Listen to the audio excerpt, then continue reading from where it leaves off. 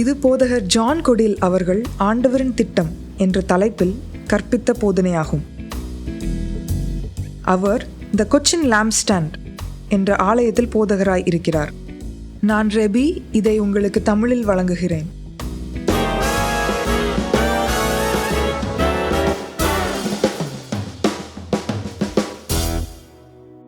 யாக்கோபின் இக்கெட்டு காலங்கள். நாம் வெளிப்படுத்தின விசேஷ புத்தகத்தின் ஆய்வை தொடரப் போகிறோம். அதற்கு முன்பதாக மக்கள் போதகரிடம் கேட்டிருந்த சில கேள்விகளுக்கு போதகர் பதில் கூறப் போவதாக கூறுகிறார். முதலாவது கேள்வி என்னவென்றால், வெளிப்படுத்தின விசேஷம் 12 பிள்ளையோடு கூடிய தாய் மற்றும் வலு சர்ப்பம் பற்றி பேசுகிறது. இது மரியாள் நம்முடைய கர்த்தராகிய இயேசுவை பெற்றெடுப்பதை குறிக்கிறதா? பிள்ளை என்பது கர்த்தராகிய இயேசுவை குறிக்கிறது. இது எந்த ஒரு சபை அல்லது டினாமினேஷன் படி அல்ல. இது மரியாளா இல்லையா? ஆம், மரியாள் இயற்கை சாம்ராஜ்யத்தில் இயேசுவை பெற்றிருக்கிறாள். ஆனால் இது இயற்கைக்கு அப்பாற்பட்டதை குறித்து பேசுகிறது. இது ஆவிக்குரிய கண்களால் புரிந்து கொள்ளப்பட வேண்டும். இது மரியாளும் அந்த பிள்ளை இயேசுவாக இருந்தாலும் கூட இது அதையும் தாண்டி செல்கிறது. இதற்கு கடைசி காலத்தில் பங்கு இருக்கிறது. அப்படி இல்லை என்றால் இது இயேசு கிறிஸ்துவின் வெளிப்படுத்தின விசேஷ புத்தகத்தில் கடைசி காலத்திற்கு தொடர்புடைய மற்ற காரியங்களோடு இது குறிப்பிடப்பட்டு இருக்காது. இது அவர் யார் என்ற பகுதியாகும். அவர் உண்மையான தேவன். சில டினாமினேஷன்களில் எல்லா வழியும் ஒன்றுதான் என்று கூறுகிறது என்பதை பற்றி கடந்த வாரத்தில் போதகர் பேசினார்கள் அல்லவா? இது அதில் பங்கு வகிக்கிறது. இயேசுதான் உண்மையான தேவன், உண்மையான மெய்யான தேவன், அனுப்பியவர், மேசியா. இது அதை பற்றி பேசுகிறது. இரண்டாவது கேள்வியும் அதே அதிகாரத்திலிருந்துதான். சாத்தானும் அவனின் தூதர்களும் பரலோகத்திலிருந்து தூர எறியப்பட்டது என்பது ஆதியாகமம் 6 முன்பாக உள்ளதை குறிக்கிறதா? இல்லை, வீழ்ச்சி என்பது ஆதியாகமம் 6 முன்பாக நடந்தது என்பதை உங்களால் பார்க்க முடியும். இல்லை என்றால் ஆதியாகமம் 6 நடந்திருக்காது. மேலும் யோபின் புத்தகத்தில் தேவனுக்கு ஒரு சபை இருப்பதோடும் அதில் சாத்தான் வருவதோடும் ஆரம்பிக்கிறது. அவன் பரலோகத்திலிருந்து இன்னும் வெளியே எறியப்படவில்லை. ஆனால் அவன் எறியப்படுவான். அவனுக்கு தன்னுடைய காலமானது குறைவு என்பது தெரியும் என்று வேதாகமம் கூறுகிறது. அப்படியென்றால் நாம் சாத்தானிய செயல்பாடுகள் என்று இப்பொழுது பார்ப்பது இன்னும் வரப்போவதை காட்டிலும் ஒன்றுமில்லை. போதகர் முந்தைய தினத்தில் நியூஸ் பார்த்து கொண்டிருந்தார்களாம். இஸ்ரவேல் பெரூத்தின் மீது குண்டு எறிந்தது. மேலும் ஒரு பிரிவு அல்லது ஹெஸ்பொல்லா என்பதன் தலைவரை கொலை செய்தது. இது உங்களுக்கும் எனக்கும் எப்படி பொருந்தும்? இது எப்படி உங்களையும் என்னையும் பாதிக்கிறது என்பதை வேதாகமத்திலிருந்து புரிந்து கொள்ள வேண்டும். எசேக்கியேல் 38 ஒரு யுத்தத்தை பற்றி பேசுகிறது. அதை நீங்கள் வாசிக்கும் வரை அது வெறும் அறிவாகத்தான் இருக்கும். மேலும் இயேசு வேறு இடத்தில் பேசினார். அவர் பேசிய விதமானது ஒரு நியூக்ளியர் யுத்தம் போல் இருந்தது. அது நடக்கப் போகிறதா? இவையெல்லாம் கணிக்கப்பட்டிருக்கிறது. இது நடக்கும்போது நாம் இங்கு இருப்போமா? அதுதான் போதகருக்கு தெரியவில்லை என்று போதகர் கூறுகிறார். இது நடக்கப் போகிறது, நாம் இங்கு இருப்போமா என்பதுதான் கேள்வி.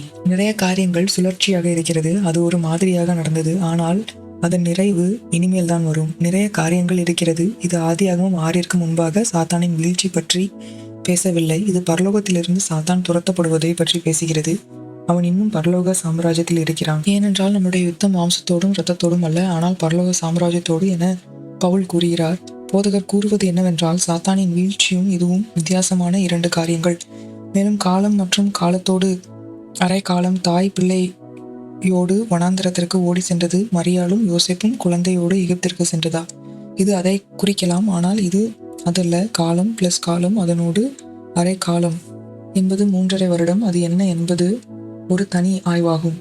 இது அதை மட்டும் குறிக்கவில்லை. இது அதை மட்டும் கூறவில்லை.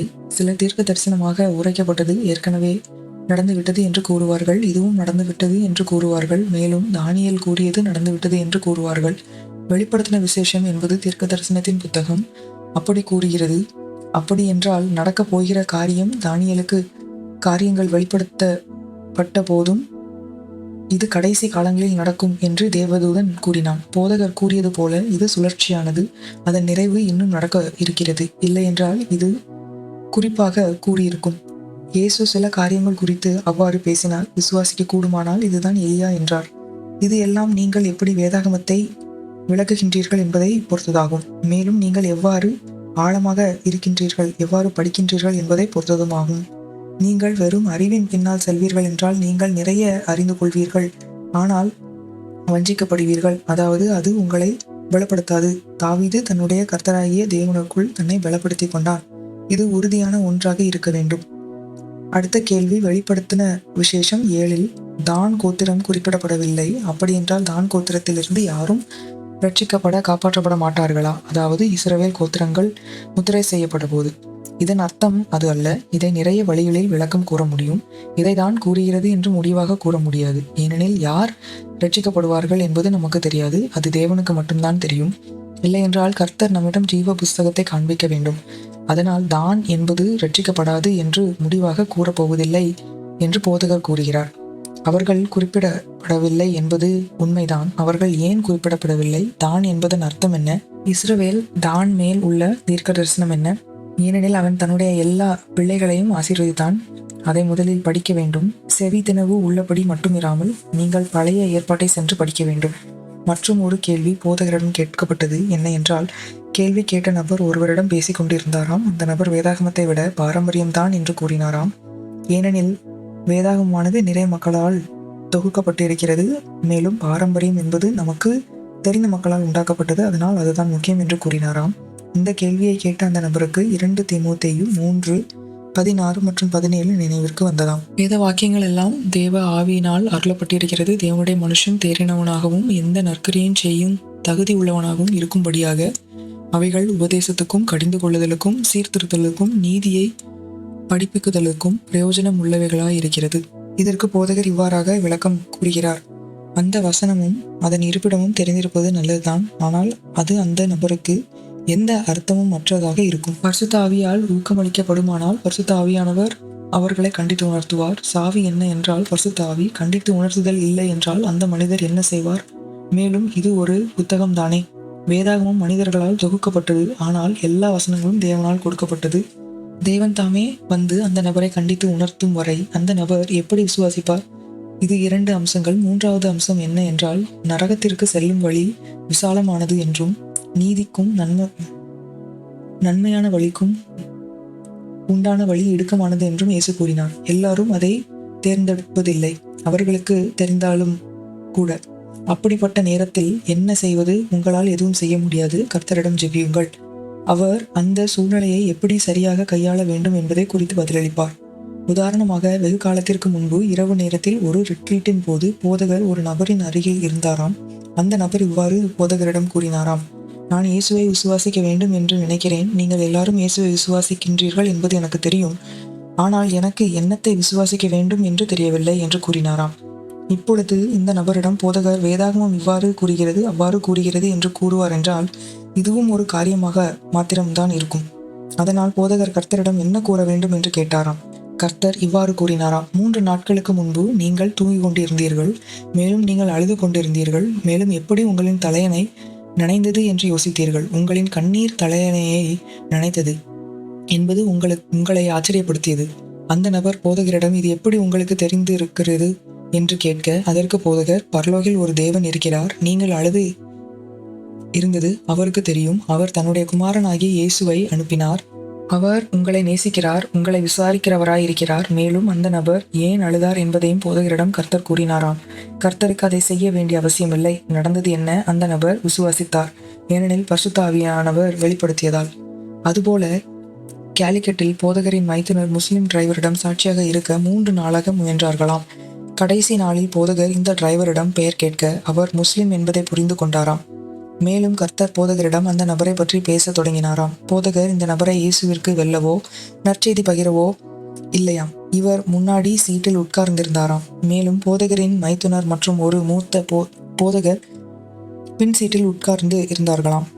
போதகர் அந்த டிரைவரிடம் உங்களுக்கு இது நடந்தது அது நடந்தது என்று கூறினாராம். போதகரின் மைத்துனரின் வீட்டிற்கு வருவதற்கு முன்பாக இந்த நபர் இயேசுவை ஏற்றுக்கொண்டாராம். மேலும் போதகர் அந்த நபரை அந்த மூத்த போதகரோடு சேர்த்து விட்டாராம். இதற்கு பின்பு போதகரின் மைத்துனர், நான் 3 நாட்களாக சாட்சி கூற முயற்சிக்கிறேன். நான் எதை கூறினாலும் அதற்கு அவனிடம் பதில் இருந்தது என்று கூறினாராம். இதுதான் நமக்கு தேவை. அதாவது நம்முடைய வாழ்க்கையில் பரிசுத்த ஆவியின் அசைவு. இதுதான் இந்த சூழ்நிலையில் தேவை. கர்த்தர் அந்த நபரை நம்ப செய்ய வேண்டும். அதனால் நீங்கள் மந்தமாக இருக்க வேண்டும் என்பதல்ல, கர்த்தரிடம் கேட்க வேண்டும். கர்த்தர் வெளிப்படுத்தவில்லை என்பது பிரச்சனை அல்ல. ஆனால் நாம் அதை கூற பயப்படுகிறோம். நீங்கள் தவறாக கூறி அவமானப்படுவீர்கள் என்றால் அதனால் என்ன? இது லோகோஸ் அல்ல, இது ஆவிக்குரியது. இது ஜீவனுள்ள வார்த்தை, எழுதப்பட்டது அல்ல, ஜீவனுள்ள வார்த்தை. நீங்கள் தான் பரிசுத்த ஆவியின் ஆலயம். அதுதான் நம்மை கிறிஸ்தவர்களாக மாற்றுகிறது. நாம் ஆவியால் நடத்தப்படுகிறோம். வசனம் தெரிந்திருப்பது மற்றும் எல்லா வசனமும் தேவனால் கொடுக்கப்பட்டது என்றும் நீங்கள் அறிந்திருப்பது நல்லதுதான். ஆனால் அதை மாத்திரம் கூறுவது அந்த நபருக்கு எந்த வித்தியாசத்தையும் ஏற்படுத்தாது. அதை கர்த்தர் கூறுவார் என்றால் அது வித்தியாசத்தை ஏற்படுத்தும். இந்த சூழ்நிலையில் கர்த்தர் நல்லவர் என்பதை ருசித்து பாருங்கள் என்று கூறுகிறது. அந்த நபர் ருசித்து பார்க்கட்டும். ஒரு நபர் பசியாக இருக்கிறது என்று கூறும்போது நீங்கள் ஒரு ரெசிபியை கூறுகின்றீர்கள். அதில் என்ன பயன்? இவ்வாறு செய்வதில் கிறிஸ்தவர்கள் சிறந்தவர்கள். கர்த்தர் நல்லவர் என்பதை ருசித்து பாருங்கள் என்பதை வேதாகமும் கூறுகிறது. அதுதான் வித்தியாசத்தை ஏற்படுத்துகிறது. அடுத்ததாக போதகரிடம் கேட்கப்பட்ட கேள்வி என்னவென்றால், நீங்கள் கர்த்தரிடம் இருந்து கேட்கிறேன் என்று கூறும்போது அது கேட்கும்படியான சத்தமா, இல்லை என்றால் உங்களின் வேதாகமா, இல்லை இரண்டுமா? இதுதான் என்று போதகரால் ஒரு பெட்டிக்குள் போட முடியாது என கூறுகிறார். மக்களிடம் தேவன் கேட்கும்படியான சத்தத்தில் பேசியிருக்கிறார். சாமுவேலிடம் தேவன் பேசிய போது அவர் கேட்கும்படியான சத்தத்தில் பேசினார். அரிதாக அது கேட்கும்படியான சத்தம். எழுதியிருப்பதை தாண்டி செல்லக்கூடாது என்று வேதாகமும் கூறுகிறது. அப்படியென்றால் உதாரணமாக கர்த்தர் உங்களை பாவம் செய்ய கூற மாட்டார், மற்ற ஆவிகள் கூறலாம். வேதாகமும் தான் நம்முடைய வழிகாட்டி, அதாவது கர்த்தர் என்ன கூறுவார் என்பதில். போதகர் இந்த உதாரணத்தை அடிக்கடி பயன்படுத்துவதாக கூறுகிறார். தன்னுடைய மகனாகிய சாமுவேல் பிறந்தபோது அந்த நர்சரியில் சாமுவேல் சன் ஆஃப் ஜான் என்ற பெயர் சீட்டு எழுதியிருந்தால் மாத்திரம் போதகருக்கு தன்னுடைய மகனை தெரிந்திருந்தது. ஏனெனில் எல்லாம் குழந்தைகள். ஆனால் சாமுவேல் காலேஜில் இருக்கும்போது அவனுடைய சக மாணவர்களும் அவனும் சேர்ந்து ஒரே காரியத்தை கத்துவார்கள் என்றாலும் அதில் போதகருக்கு சாமுவேலின் குரல் தெரியும். ஏனெனில் சாமுவேலுடன் அவருக்கு உறவு இருக்கிறது என்பதினால். இவ்வாறுதான் கர்த்தரின் குரலை பகுத்தறிய நீங்கள் கற்றுக்கொள்வீர்கள். ஏனெனில் நம்முடைய தலையில் ஏராளமான குரல்கள் இருக்கிறது. நம்முடைய மனசாட்சி கூட நம்மிடம் முட்டாள்தனத்தை கூறும். மேலும் மற்ற ஆவிகள் இயேசுவை போல பரிசுத்த ஆவியைப் போல நடிக்கும். நாம் எழுதப்பட்டதை சார்ந்து செல்ல வேண்டும். கர்த்தர் நம்மை ஒருபோதும் கைவிட மாட்டார். பிலேயாமின் கதையில் பாலாக் என்ற ஒரு மனிதன் இருந்தான். பிலேயாம் தேவனின் தீர்க்கதரிசி. அவன் ஒரு இடத்திலிருந்து மற்றொரு இடத்திற்கு தன்னுடைய கழுதையில் சென்று கொண்டிருந்தான். அந்த கழுதை ஒரு பகுதி தாண்டி செல்ல மறுத்தது. அதனால் அவன் கழுதையை அடிக்க ஆரம்பித்தான். கர்த்தர் கழுதையின் வாயை திறந்தார். அந்த கழுதை அவனிடம், உன்னுடைய வாழ்க்கையில் நான் ஏதாவது தவறு செய்திருக்கேனா என்றும் அதற்கு அவன் இல்லை என்றும் பதில் கூறினான். அப்படி இருக்க என்னை எதற்கு அடிக்கிறாய் என்று கேட்டதாம். பின்பு கர்த்தர் அவனின் கண்களை திறந்தாராம். அங்கு கர்த்தர் தாமே பட்டயத்தோடு நின்றாராம். அப்படி என்றால் அவன் தாண்டி செல்லக்கூடாது, இல்லை என்றால் கர்த்தர் அவனை கொன்று விடுவார். போதகர் கூறுவது என்ன என்றால், கர்த்தர் அந்த செய்தியை உங்களிடம் கொண்டு வருவார். நீங்கள் செய்ய வேண்டியதெல்லாம் கர்த்தரை தேட வேண்டும். அந்த செய்தியை உங்களிடம் கொண்டு வரும்போது உங்களுக்கு தெரியும், இப்படிதான் கர்த்தர் பேசுவார் என்று. பின்பு கர்த்தர் எவ்வாறு பேசுவார் என்பது உங்களுக்கு பழக்கப்பட்டு விடும். அது கேட்கும்படியான சத்தம் அல்ல, அதாவது நீங்களும் நானும் கேட்கும் கூடியதாக. அதுவும் நடந்திருக்கிறது. பவுல் அவர்களின் சந்திப்பில் கூட இருந்தவர்களும் கேட்டார்கள். மேலும் கர்த்தர் இயேசுவிடம் பேசிய போது கூட இருந்தவர்கள் இடி முழக்கத்தை கேட்டார்கள். என்ன கூறப்பட்டது என்பதை அவர்களால் பகுத்தறிய முடியவில்லை. இது எப்படி போதகருக்கு தெரிகிறது? தேவனிடமும் போதகரிடம் தேவனிடம் தொடர்பு கொள்ளக்கூடிய மறுபடியும் பிறக்கப்பட்ட ஆவி இருக்கிறது. போதகர் அந்த பரிசுத்த ஆவியோடு நேரம் செலுத்தும் போது, அதை தேர்ந்தெடுக்கும் போது அவரின் குரல் தெரிகிறது என்று கூறுகிறார். அந்த சத்தம் மூடப்பட்டு இருக்குமானால், மேலும் போதகர் சுற்றி நிறைய சத்தம் இருக்குமானால், அல்லது போதகர் கோபமாகவோ சோகமாகவோ அல்லது அழுத்தத்திலோ இருப்பார்கள் என்றாலும் அவரின் சத்தத்தை அவ்வளவு நன்றாக கேட்க முடியாது. அல்லது எதிர்த்து நிற்பார் என்றாலும் போதகரால் சரியாக கேட்க முடியாது என்று அவர் கூறுகிறார். மேலும் கேட்டதை கீழ்ப்படிய விசுவாசம் இல்லை என்றாலும் போதகரால் கேட்க முடியும், ஆனால் அதற்கு கீழ்ப்படிய மாட்டார். உதாரணமாக மார்ச் 11 அந்த தேதியில் போதகரிடம் மருத்துவர்கள், உங்களுக்கு ஹார்ட் அட்டாக் ஏற்பட்டிருக்கிறது என்று கூறினார்களாம். போதகர் ஸ்ட்ரெச்சரில் படுத்து கொண்டிருந்தார்களாம். கர்த்தர் போதகரிடம் வெளியே நட என்று கூற போதகர் அதை செய்யவில்லையாம். அந்த நேரத்தில் அந்த விசுவாசம் இல்லையாம். போதகருக்கு விசுவாசம் இருந்திருக்குமானால் இப்பொழுது காரியங்கள் வித்தியாசமாக இருக்கும் என்று கூறுகிறார். இது கேட்க முடியாததால் அல்ல. நீங்கள் எதிலிருந்து ஆரம்பிப்பது? உங்களின் வேதாகமத்தை வாசிப்பதிலிருந்து. போதகர் இன்று கற்றுத்தரப் போவது எப்படி அவருக்கு தெரியும்? கர்த்தர் இந்த காரியங்களை போதகரிடம் கூறுகிறார். மேலும் அதை அவர் வார்த்தை மூலம் உறுதி செய்கிறார்.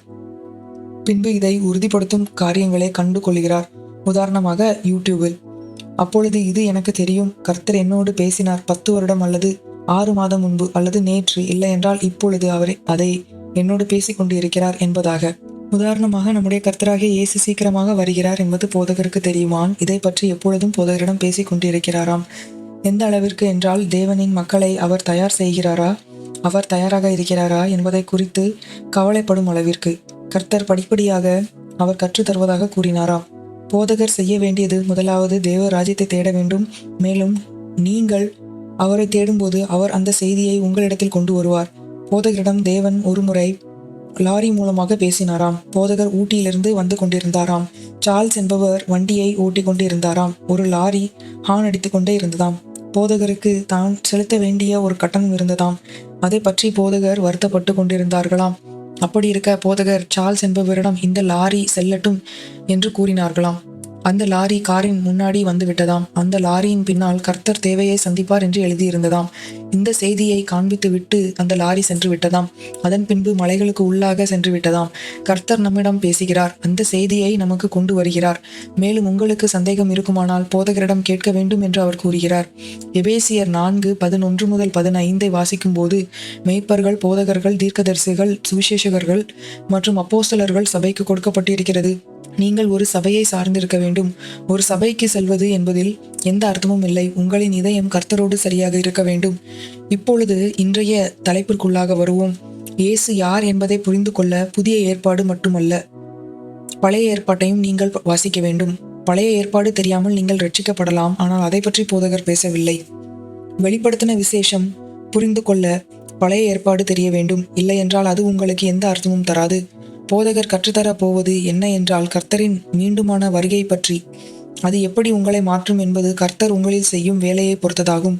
ஆனால் நீங்கள் அந்த வேலையை நடக்க அனுமதிக்க வேண்டும். அது தேவனோடு தீவிரமாக மாறுவதா, உங்களின் வாழ்க்கையில் உள்ள சூழ்நிலைகளை மாற்றுவதா, மேலும் தேவனோடு இணங்குவதா, அதாவது கீழ்ப்படியாமல் இருப்பதை குறைத்தல். அது எல்லாம் போதகருக்கு தெரியாது. கர்த்தர் போதகரை கற்றுக் கொடுக்க கூறினார். போதகர் அதை உங்களுக்கு கற்றுத்தரப் போகிறார். அது உங்களை பக்தி விருத்தி அடைய செய்ய போகிறதா, இல்லை என்றால் அறிவை வளர்த்து இருமாப்பாக இருக்க செய்ய போகிறதா என்பது உங்களை பொறுத்தது என போதகர் கூறுகிறார். போதகர் இதை கூறுவதன் காரணம் என்னவென்றால், எல்லாருக்கும் இந்த சத்தியம் இல்லை. அது மிகவும் தெளிவாக வேதாகமத்தில் இருக்கிறது. தேவன் மீதான வெளிப்படுத்தலில் சபை கட்டப்படுகிறது. சில மக்கள் சத்தியத்தை விற்கிறார்கள். இல்லை என்றால் இது தெரியும், அதனால் நான் பெரியவன் என்று கூறுகிறார்கள். இதையெல்லாம் போதகரால் கட்டுப்படுத்த முடியாது என்றும் கர்த்தர் போதகரிடம் கற்றுத்தர கூறியதை கற்றுத்தரப் போவதாக கூறுகிறார்.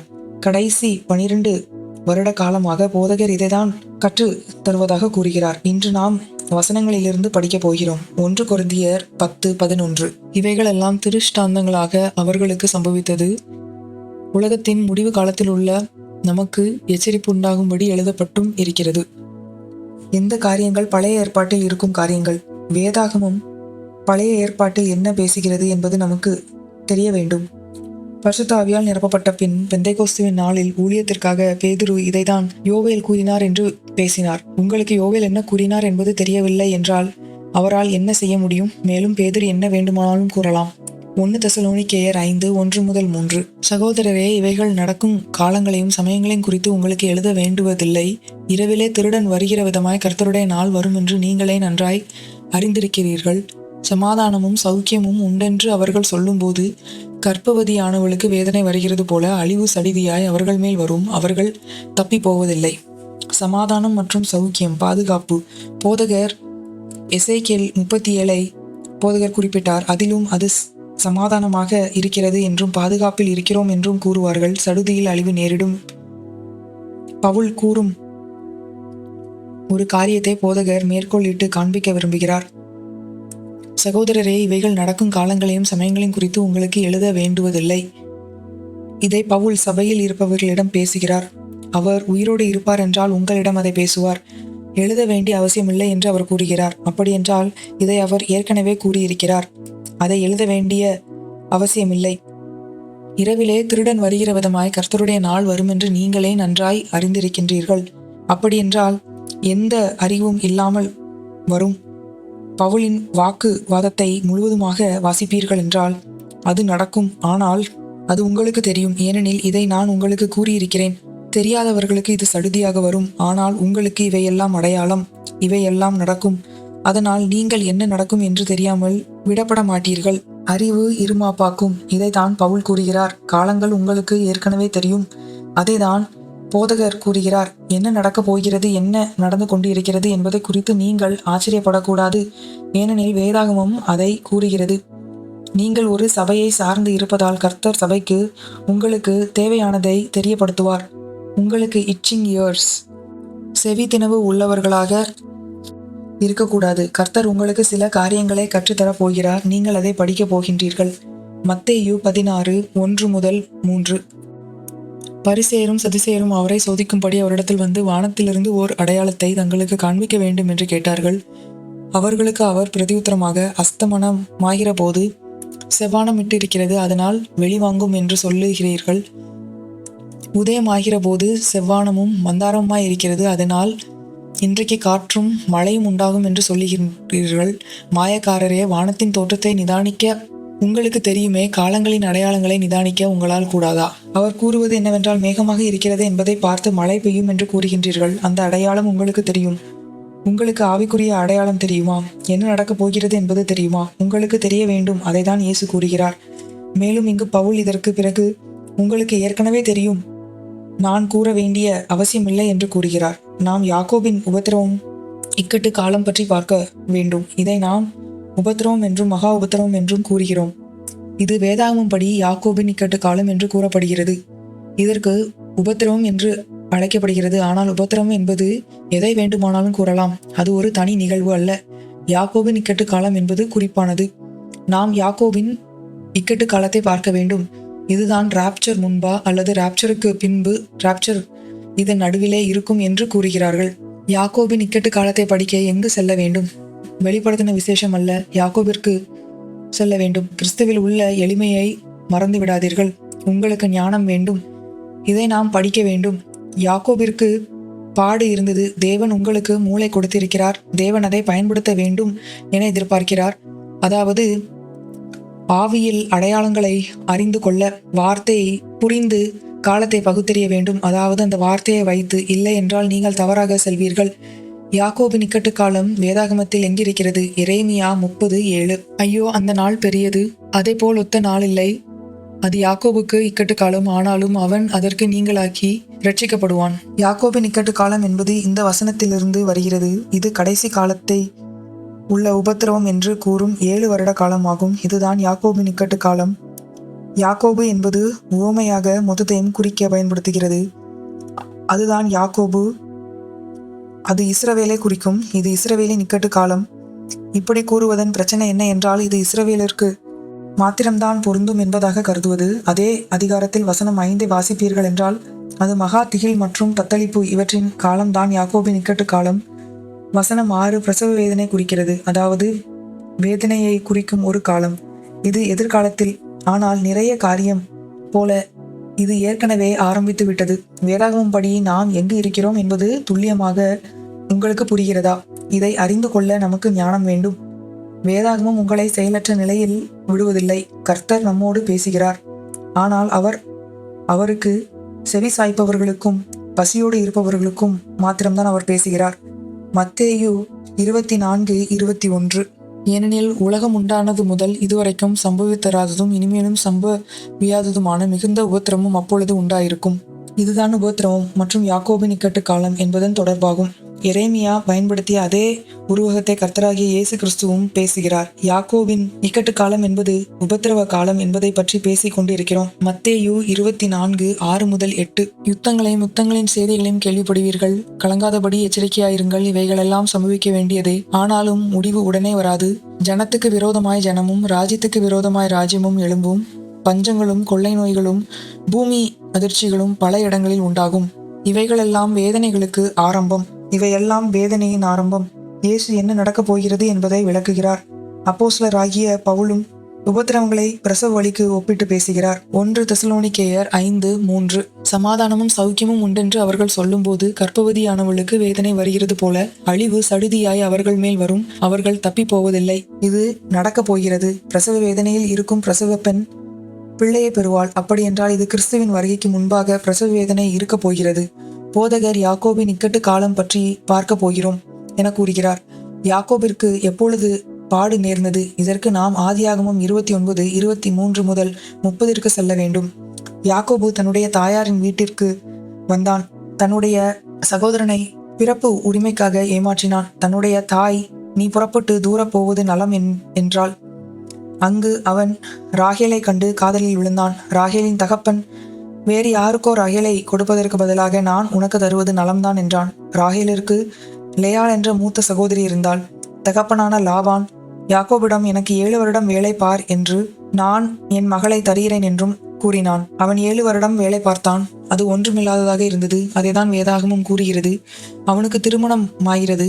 அடுத்த நாள் காலையில் கட்டிலில் லேயாள் இருக்கிறாள், ராகேல் அல்ல. அவன் ஏமாற்றப்பட்டான்.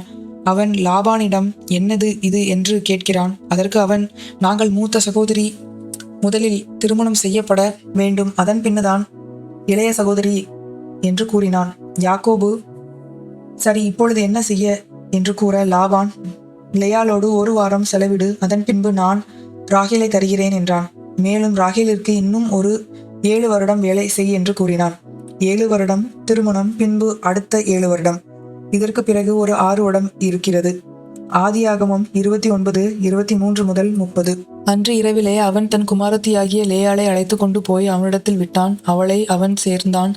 லாபால் தன் வேலைக்காரனியாகிய சில்பாளை தன் குமாரத்தியாகிய லேயாளுக்கு வேலைக்காரியாக கொடுத்தான். காலையிலே இதோ அவள் லேயாள் என்று யாக்கோபு கண்டு லாபானை நோக்கி, ஏன் எனக்கு இப்படி செய்தீர்? ராகேலுக்காக அல்லவா உம்மிடத்தில் வேலை செய்தேன், பின்ன ஏன் எனக்கு வஞ்சகம் பண்ணினீர் என்றான். அதற்கு லாபான், மூத்தவள் இருக்க இளையவளை கொடுப்பது இவ்விடத்து வழக்கம் அல்ல. இவளுடைய 7 நாளையும் நிறைவேற்று, அவளையும் உனக்கு தருவேன். அவளுக்காகவும் நீ இன்னும் 7 வருஷம் என்னிடத்தில் வேலை செய் என்றான். அந்தபடியே யாக்கோபு இவளுடைய 7 நாளை நிறைவேற்றினான். அப்பொழுது தன் குமாரத்தியாகிய ராகேலையும் அவனுக்கு மனைவியாக கொடுத்தான். மேலும் லாபான் தன் வேலைக்காரியாகிய பில்காளை தன் குமாரத்தியாகிய ராகேலுக்கு வேலைக்காரியாக கொடுத்தான். யாக்கோபு ராகேலையும் சேர்ந்தான். லேயாளை பார்க்கிலும் ராகேலை அவன் அதிகமாய் நேசித்து பின்னும் 7 வருஷம் அவனிடத்தில் சேவித்தான். 7 வருடம் திருமணம், பின்பு அடுத்த 7 வருடம். திருமணமானது 7 வருடம் பின்பு ராகேல். ஆனால் லாபான் யாக்கோபை ஏமாற்றினான். அதுதான் யாக்கோபின் இக்கட்டு காலம். அவன் ஏதோ செய்கிறான் என்று நினைத்தான். அவன் ஏமாற்றப்பட்டான். யாக்கோபு என்பது யார்? இஸ்ரவேல். அவனின் இக்கட்டு காலத்தில் அவனுக்கு என்ன வயது ஆக இருந்தது? வேதாகமும் கூறுகிறது. அதை இதில் பார்க்க முடியாது. அதனால்தான் இதை கணக்கு செய்ய வேண்டும். அதை புரிந்து கொள்ள யாக்கோபின் வாழ்க்கையை நாம் படிக்க வேண்டும். மேலும் வேதாகமத்தை வாசிக்க வேண்டும். யாக்கோபின் வாழ்க்கையின் இறுதியில் பார்வோனை எகிப்தில் சந்திக்கிறான். இவ்வாறு ஒரு உரையாடல் அவனுக்கும் பார்வோனுக்கும். ஆதியாகமம் 47:9. அதற்கு யாக்கோபு, நான் பரதேசியாய் சஞ்சரித்த நாட்கள் 130 வருஷம். என் ஆயுசு நாட்கள் கொஞ்சமும் சஞ்சலம் உள்ளதுமாயிருக்கிறது. அவைகள் பரதேசிகளாய் சஞ்சரித்த என் பிதாக்களுடைய ஆயுசு நாட்களுக்கு வந்து எட்டவில்லை என்று பார்வோனுடனே சொன்னான். யாக்கோபு 130 வயதானவனாக இருந்தான் என்று வேதாகமும் தெளிவாக கூறுகிறது. இப்பொழுது போதகர் சாமுவேலிடம் கால்குலேட்டரை எடுத்து கணக்கு செய்ய கூறுகிறார். அதில் 130ஐ போட கூறுகிறார். அவன் பார்வோனை சந்தித்த போது யோசேப்பு ஏற்கனவே பிறக்கப்பட்டிருந்தான். யாக்கோபு 130 வயதாக இருந்தபோது யோசேப்பிற்கு எத்தனை வயதாக இருந்தது? நீங்கள் ஞானத்தை பயன்படுத்த வேண்டும். மேலும் வேதாகமத்தை வாசிக்க வேண்டும். ஆதியாகமம் 41:46. யோசேப்பு எகிப்தின் ராஜாவாகிய பார்வோனுக்கு முன்பாக நிற்கும்போது 30 வயதாயிருந்தான். யோசேப்பு பார்வோனுடைய சந்ததியிலிருந்து புறப்பட்டு எகிப்து தேசம் எங்கும் போய் சுற்றி பார்த்தான். யோசேப்பு பார்வோனை முதலாக சந்தித்த போது அவனுக்கு 30 வயதாக இருந்தது. அவன் குழியிலிருந்து சிறைக்கு சென்றான். அங்கிருந்து அரண்மனைக்கு சென்றான். பார்வோனின் சொப்பனத்தை விளக்க அவன் அரண்மனைக்கு வந்தான். அந்த சொப்பனம் என்ன? 7 வருடம் செழுமை மற்றும் 7 வருடம் பஞ்சம், 14 வருடம். இதை மனதில் வைத்துக் கொள்ளுங்கள். யாக்கோபு பார்வோனை சந்தித்த போது யோசேப்பிற்கு எத்தனை வயது என்பதை கண்டுபிடிக்க முயற்சிக்கிறோம். யாக்கோபிற்கு 130 வயதானது. ஆதியாகமம் 45:6 மற்றும் 11. தேசத்தில் இப்பொழுது 2 வருஷமாக பஞ்சம் உண்டாயிருக்கிறது. இன்னும் 5 வருஷம் உழவும் அறுப்பும் இல்லாமல் பஞ்சம் இருக்கும். உமக்கும் உம்முடைய குடும்பத்தாருக்கும் உமக்கு இருக்கிற யாவற்றிற்கும் வறுமை வராதபடிக்கு அங்கே உம்மை பராமரிப்பேன். இன்னும் 5 வருஷம் பஞ்சம் இருக்கும் என்று உம்முடைய குமாரனாகிய யோசேப்பு சொல்ல சொன்னான் என்று சொல்லுங்கள். இன்னும் 5 வருடம் பஞ்சம் இருக்கிறது. பஞ்சம் ஏற்கனவே ஆரம்பித்து விட்டது. யோசேப்பு இதை பேசும்போது எத்தனை வருடங்கள் பஞ்சத்திற்குள்ளாக? 2 வருடங்கள். தேசத்தில் இப்பொழுது 2 வருஷமாக பஞ்சம் உண்டாயிருக்கிறது. இன்னும் 5 வருஷம் உழவும் அறுப்பும் இல்லாமல் பஞ்சம் இருக்கும். யோசேப்பு 30 வயது என்பது தெரியும். ஆனால் எத்தனை வருடம் சென்றது? பஞ்சத்திற்கு முன்பு என்ன? 7 வருட செழுமை. 7 + 2 என்பது 9. யோசேப்பிற்கு 39 வயதாக இருந்தது. அவன் அந்த பேச்சு கொடுத்தபோது, நான் உங்களை பார்த்து கொள்கிறேன், நீங்கள் வாருங்கள்.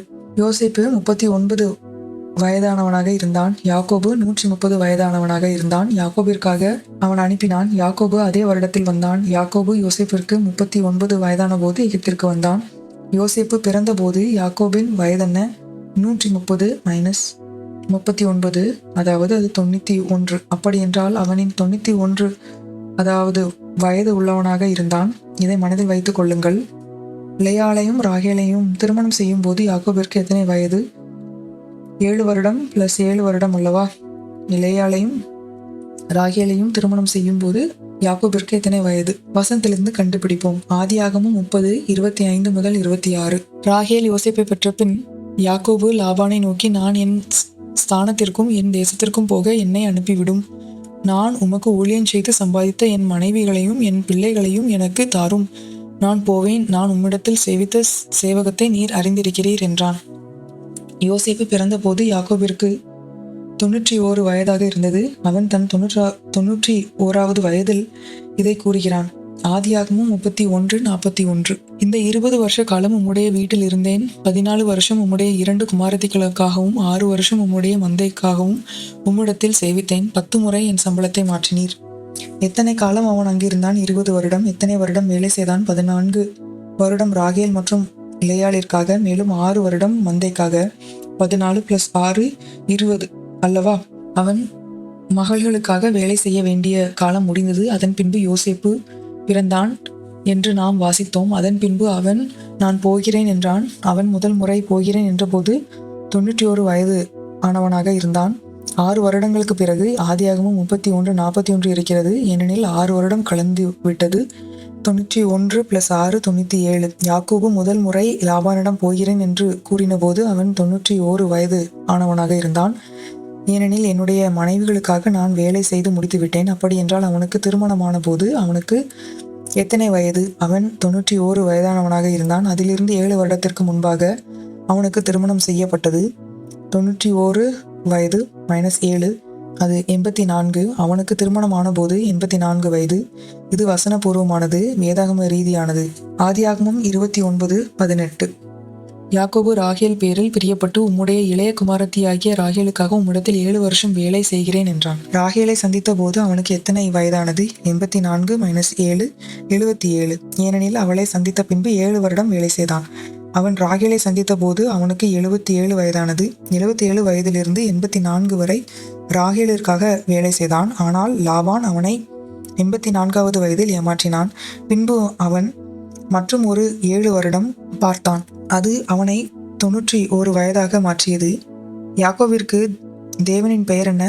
ஆதியாகமம் 32 26 முதல் 28. அவர், நான் போகட்டும், பொழுது விடுகிறது என்றார். அதற்கு அவன், நீர் என்னை ஆசீர்வதித்தால் ஒழிய உம்மை போகவிடேன் என்றான். அவர், உன் பெயர் என்ன என்று கேட்டார். யாக்கோபு என்றான். அப்பொழுது அவர், உன் பெயர் இனி யாக்கோபு எண்ணப்படாமல் இஸ்ரவேல் எண்ணப்படும். தேவனோடும் மனிதரோடும் போராடி மேற்கொண்டாயே என்றார். அவனின் பெயர் என்ன? இஸ்ரவேல். இஸ்ரவேல் இப்பொழுது ஒரு தேசம் அல்லவா? யாக்கோபும் இஸ்ரவேலும் எப்படி ஒன்றாக பார்க்கக்கூடும் என்பதை போதகர் விளக்கினார்கள். இப்பொழுது இஸ்ரவேல் தேசத்தின் வயது எவ்வளவு? இஸ்ரவேல் என்று நிறுவப்பட்டது 1948. இப்பொழுது இது எந்த வருடம்? 2024. ஏனெனில் இது 2024 கொடுக்கப்பட்ட செய்தியாகும். 2024 - 1948 என்பது 76 ஆகும். யாக்கோபின் இக்கட்டு காலம் எப்பொழுது ஆரம்பித்தது? அவனுடைய 77வது வயதில். அது 2025ஆம் ஆண்டு. இது தற்செயலாக நடந்ததா? எருசலேம் மறுபடியும் கட்டப்படுவதை குறித்து போதகர் பேசி இருக்கின்றார்கள். அந்த தேதிகள் பற்றி போதகர் உங்களுக்கு கற்றுக் கொடுத்திருக்கிறார்.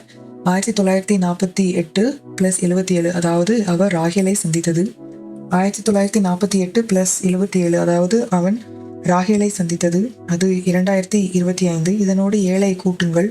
அப்படி என்றால் அது 84 ஆக மாறும். 1948 இஸ்ரவேல் மறுபடியும் பிறக்கப்பட்டது அல்லது ஒரு தேசமானது +84, அது 2032. அதுதான் யாக்கோபு ஒரே நேரத்தில் 2 மணப்பெண்களை திருமணம் செய்தது. இது கூறப்பட்டது போல இருக்கிறதா? பழைய ஏற்பாடு மற்றும் புதிய ஏற்பாடு, மேலும் 2 சாட்சிகள், 2 மணப்பெண்கள். போதகர் இதனோடு எங்கு செல்கிறார் என்பது புரிகிறதா? ஆதியாகமம் 29:27. இவளுடைய 7 நாளை நிறைவேற்று, அவளையும் உனக்கு தருவேன், அவளுக்காகவும் நீ இன்னும் 7 வருஷம் என்னிடத்தில் வேலை செய் என்றான். இது நீங்கள் இன்னும் ஆழமாக யோசிக்க இதை லாபான் கூறுகிறான். லாபான் ராகேலை உடனடியாக தருகிறேன் என்று கூறியிருக்கலாம். உன் வாரத்தை நிறைவேற்று, நீதி நிமித்தம் என்று கூறினான். நீங்கள் புரிந்து கொள்ள வேண்டிய ஒரு மாதிரி இதுதான் கர்த்தர் போதகரிடம் காண்பித்தாராம். நீங்கள் தியானிக்க மனதாயிருந்தால் மத்தேயு 3:13-15 செல்லுங்கள். அப்பொழுது யோவானால் ஞானஸ்நானம் பெறுவதற்கு இயேசு கலிலேயாவை விட்டு யோர்தானுக்கு அருகே அவனிடத்தில் வந்தார். யோவான் அவருக்கு தடை செய்து, நான் உம்மாலே ஞானஸ்நானம் பெற வேண்டியதிருக்க நீர் என்னிடத்தில் வரலாமா என்றான். இயேசு அவனுக்கு பிரதியுத்தரமாக, இப்பொழுது இடங்கொடு, இப்படி எல்லா நீதியும் நிறைவேற்றுவது நமக்கு ஏற்றதாய் இருக்கிறது என்றார். அப்பொழுது அவருக்கு இடம் கொடுத்தான். இது அவளின் வாரத்தை நிறைவேற்று என்பதோடு தொடர்புடையது. எப்படி? அதை தியானியுங்கள். இது உங்களின் அறிவை இப்பருக்கு அல்ல. இஸ்ரவேல் ஒரு தேசமாக எப்பொழுது பிறக்கப்பட்டது? 1948. லாபானிடம் யாக்கோபு என்னை அனுப்பும் என்று கூறியது அவனுக்கு எத்தனை வயதாக இருந்தது? 91. அவன் ராகேலை சந்திக்கும் போது அவனுக்கு 77 வயதானது. அவன் ராகேலிற்காக 7 வருடம் வேலை செய்தான். அதன் பின்பு அவன் 84 வயதானவனாக இருந்தான். அவன் 84வது வயதில் ஏமாற்றப்பட்டான். 1948 இருந்து 84 வருடங்களுக்கு பிறகு 2032 2வது வருடம் 2025 இருந்து ஆரம்பித்தது. யாக்கோபிற்கு தான் ஏமாற்றப்படுகிறான் என்பது தனக்கு தெரியாததாக இருந்தது. ஆனால் லாபானிற்கு தெரியும் இது ஒரு ஏமாற்றுதல் என்பது. அது எப்பொழுது ஆரம்பித்தது? 2025. நாம் நிறைய காரியங்கள் பாரம்பரியமாக கற்று இருக்கிறோம். அவை நம்மை ஏமாற்றிவிடும். அதாவது நீங்கள் அதை வசனம் மூலமாக படிக்கவில்லை என்றால் எல்லாருக்கும் எல்லாவற்றையும் பற்றியும் வெளிப்பாடு இல்லை. தேவன் தனக்குரியவர்களுக்கு மாத்திரம் வெளிப்படுத்துகிறார். போதகரிடம் கர்த்தர் இந்த காரியங்களை பற்றி பேசக்கூடாது என்று கூறியிருப்பதாகவும் இது அந்த நேரமல்ல எனவும் கூறியிருப்பதாகவும் போதகர் கூறுகிறார். போதகர் பேசுவார் என்றால் அது அவர் தேவனுக்கு கீழ்ப்படியவில்லை என்பதாகும். ஆனால் இது உங்களுக்கு இதை தெரியப்படுத்த வேண்டிய காலம் இது. லாபானிடம் யாக்கோபு என்னை வெளியே அனுப்பும் என்று கூறிய போது தேவனுக்கு 91 வயதாக இருந்தது. 1948 + 91 என்பது 2039. போதகர் எந்த தேதியும் குறித்து வைப்பதில்லை. யாக்கோபின் இக்கட்டு காலத்தின் அடிப்படையில் இவைதான் தேதிகள்: 2025, 2032, 2039. இது முதல் முறை. 2ஆம் முறை அவனின் வயது 97. 1948 + 97 2045. அவன் ஓடின போது 97 வயது. 2 முறையும் ஓடினான், அதாவது லாபானிடமும் லாபானிடம் இருந்தும். இவை அனைத்தும் எதை குறிக்கிறது? இந்த தேதிகள் நீங்கள் தெரிந்து கொள்ள வேண்டும் என்று போதகர் விரும்புவதாக கூறுகிறார். மேலும் இதை இன்னும் அதிகமாக விசாரணை செய்யும் என நம்புவதாக போதகர் கூறுகிறார். இதை இணையதளத்தில் காண்பீர்கள் என்று போதகர் எண்ணவில்லை. இதை தேடுங்கள் என்றோ வாதிடுங்கள் என்றோ போதகர் கூடவில்லை. தேவன் இதை உங்களுக்கு வெளிப்படுத்தி இருக்கிறார். இப்பொழுது நாம் 2024ஆம் ஆண்டில் இருக்கிறோம் என்று போதகர் கூறுகிறார். ஏனெனில் இந்த செய்தி 2024 கொடுக்கப்பட்டது. எருசலேம் தேவாலயம் கட்டப்படுவது படி 2020 ஏதோ ஒன்று நடந்தது. நமக்கு 2020 தெரியும். உங்களுக்கு என்ன நடக்கப் போகிறது என்று தெரியவில்லை என்றால் அது பயத்தினால் உங்களின் இதயத்தை வீழ்ச்சி அடைய செய்யும். அந்த நேரத்தில் இந்த அறிவு உங்களை காப்பாற்றாது. தேவனோடான ஒரு உறவு வரப்போகிறவற்றின் பயத்திலிருந்து மட்டும் உங்களை காப்பாற்றாமல் பெரிய காரியங்கள் செய்ய உங்களை தைரியப்படுத்தும். தானியேல் 11:32. உடன்படிக்கைக்கு துரோகிகளாய் இருக்கிறவர்களை இச்சக பேச்சுகளினால் கள்ள மார்க்கத்தாராக்குவான். தங்கள் தேவனை அறிந்திருக்கிற ஜனங்கள் திடங்கொண்டு அதற்கேற்றபடி செய்வார்கள். அந்தி கிறிஸ்து இச்சக பேச்சுகளினால் கள்ள மார்க்கத்தாராக்குவான். தங்கள் தேவனை அறிந்திருக்கிற ஜனங்கள் திடங்கொண்டு அதற்கேற்றபடி செய்வார்கள். தேவனுக்கு உண்மையாய் இருங்கள். முதலாவது தேவனுடைய ராஜ்யத்தையும் அவருடைய நீதியும் தேடுங்கள். அப்பொழுது இவைகளெல்லாம் உங்களுக்கு கூட கொடுக்கப்படும். உங்களுக்கு ஏதேனும் கேள்விகள் இருக்குமானால் அதை எங்களுக்கு மின்னஞ்சல் மூலம் தெரியப்படுத்தலாம். மின்னஞ்சல் செலுத்தும் முகவரி help@lampstand.church, அதாவது HELP@lampstand.church அல்லது 999588 649693 என்ற தொலைபேசி எண்ணில் எங்களை அழைக்கலாம் அல்ல மெசேஜ் மூலம் தெரியப்படுத்தலாம். நான் போதகர் ஜான் கோடியல். இதை கவனித்ததற்கு நன்றி. இந்த நாள் உங்களுக்கு ஆசீர்வாதமாக அமையட்டும்.